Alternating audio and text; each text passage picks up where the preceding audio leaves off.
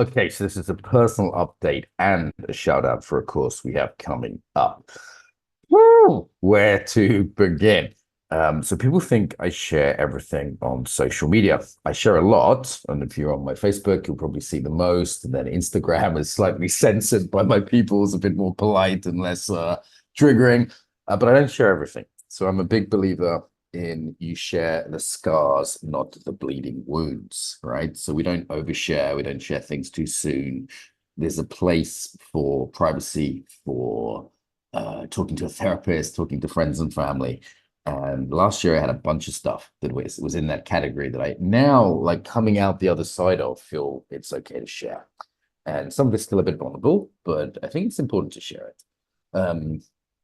So full transparency, we've got a course on resilience coming up, and this was the sort of nudge to share some of this stuff because Steve, who I worked with, said like, actually, you've been through a lot and you've done really well, and now you're sharing things you've learned over that year.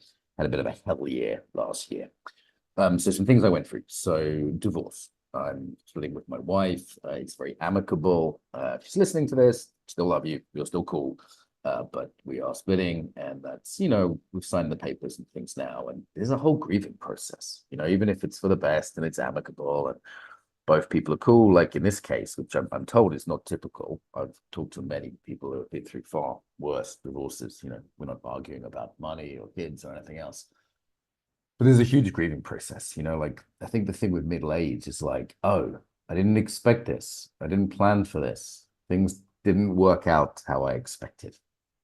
And it's not infinite time in middle age. It's not like, I want to get remarried, I want to have kids with someone else, but there's not infinite time. The decisions you've made have had real consequences. And I really came to a deeper understanding of grief last year. Spent a lot of time just sitting by the river, by my house, like deep nature connection, cyclical understanding, which is, part of how grief works. Also, this kind of messy, non-linear, organic element to grief, which I think is very embodied, very human, and really coming into contact with that. And people say it sort of softened me and opened me and maybe made me a kinder coach. Yeah. Also, I think came with that was a lot of health issues. I had basically a big burnout. The reason is the company got in shitloads of debts kind of 2 years ago, the beginning of last year. And then we had to work really, really hard to get out of that debt, maybe more than was wise. And at one point, I basically took my eyes off the ball when I was in Ukraine, and made a couple of bad decisions, got unlucky in a couple of ways. A few things happened, left someone in charge. I probably shouldn't. It's all my responsibility, but I accidentally got like 500,000 in debt. It was like, wow, that was crushing, really crushing. I wouldn't wish that on anyone. And I worked my way out of it. We're in a really much better situation now as a company. Really done well. Everyone's worked really hard, and it was so good. I think I paid back the last personal debtor in January. And that just felt so good to not let anyone down, to be able to do that and delivered on that debt. So, that was super cool. And was a hell of a thing, hell of a thing to get through. I had to really dig deep and look at my own mindset, my own philosophy. And that's what I've been exploring. Of course, I use the centering and the embodied tools and all those kind of pieces. Yeah, so I've had to dig really deeply into my own mindset and philosophy. I've been reading everything from Existential Kink, great book, to Nietzsche, Dostoevsky, really looking at some stoicism, some really hardcore philosophy, some stuff that's well outside the Overton window of sort of supposed allowability. You have to go quite far outside it, I think, in this era. Some of you saw the decadence work I was doing last year. That's going to come to a kind of new aspect, I would say, as well as just, really refining my embodied practice and saying, what does that look like if someone is really run down? So, now I'm back to sort of health and well-being. I've done a lot on my, I look different now. But there was periods last year when I could manage 10 minutes practice a day, maybe. And practice had to be much gentler. I wasn't able to sort of push as hard as I used to in practice, kind of soften, my approach to practice. And the practice I did do had to be very efficient, but also very human. And of course, I've been refining like centering practices for many years. That's part of what I teach. I think I can genuinely say I'm a global expert on that. I just reviewed the centering book that I wrote, I think 10, 12 years ago now. It was pretty good then.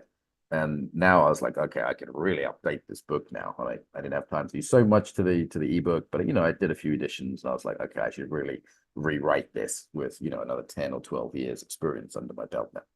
So yeah, centering the embodied practice remains key. But what does that look like in a world of chaos? What does that look like when you're breaking down, when you're overwhelmed, when I had a lot of vicarious trauma from the Ukraine project last year. I was supervising some really harsh stuff. Actually, super proud. The girls in Ukraine who I gave the charity to just led their first teacher training. So big congratulations to Christina and Kate, the rest of Maria, the rest of the team. Yeah, so I feel like a granddad, embodiment granddad. They just trained their own trainers. That was 2 years of mentoring and a lot of fun at times, but also, we were dealing with pretty harsh things. I will only give you nightmares if you're listening to this, but maybe Google Butcher. My team did a training in Butcher, for example, and you'll see. Don't Google that shit if you're sensitive. So yeah, looking at trauma and resilience at a much deeper level, and not the positive side of the Ukraine team, other than just the love and the feeling of contributing, was that we also gathered a vast amount of data. The team there, which is dozens of people who have trained hundreds of thousands of people in Ukraine, from all the doctors in Lviv, for example, all the school teachers, military personnel, blah blah blah. Hundreds of thousands of people got feedback on what works, and for 2 years now they've been getting feedback what works in the most intense conditions. So it's this is what I'm sharing now is what got me through last year and what's got me back to kind of, I think, I don't know, flex these guns or anything if you're on YouTube, but yeah, looking pretty good again, feeling good, feeling on purpose again, being well, everything from being attractive to getting up in the morning and wanting to go to the gym or to work. Yeah. So mixture of deep philosophy, practical techniques, that's what we're teaching on the new course. Yeah. So resilience course, 8 weeks online, those two things. Look on embodimentunlimited.com. You'll find all the details. And yeah, that's what got me through the tough times. It's what I teach in Ukraine. It's what I've taught to NGOs, businesses, etc., for many, many years. And it's a bit of a specialist topic. I think other than embodied coach training, resilience is probably, my other area of like some knowledge. And I think I practice what I teach. And yeah, I don't know. I mean, the course isn't for everyone. It's online. You have to be available on the times. It's live calls. Community of support. I think that's really important. What I've learned over the years is that the information is easy, but actually having some accountability over a couple of months to embed practices, that's what really makes the difference. I think it's why people pay for courses rather than just, a book or a few videos or whatever. So that's a key part of it. And there's some innovative stuff there. I'm really bringing some new approaches, which are a bit radical, bit radical.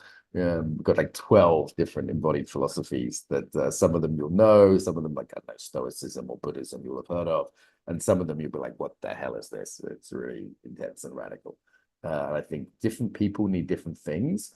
And as well as fine-tuning the centering in a small group, which, finding what's specific to you and having feedback, which helps, also taking on different aspects of different philosophies and figuring out, something that's really superb for you. We're also going to do some stuff on helping other people. So if you have loved ones in your life who maybe are going through difficult times, people keep giving me their teenage boys to take to the gym and stuff. And, there's things you can do to help others. Right from suicide prevention, which is very dear to my heart because of personal reasons, through to just, being encouraging and being a better mom, mentor, coach in my case. Like there's ways to help people be resilient. And pretty much everyone I know around Europe, I'm in, I don't know, 15 countries at least this year already.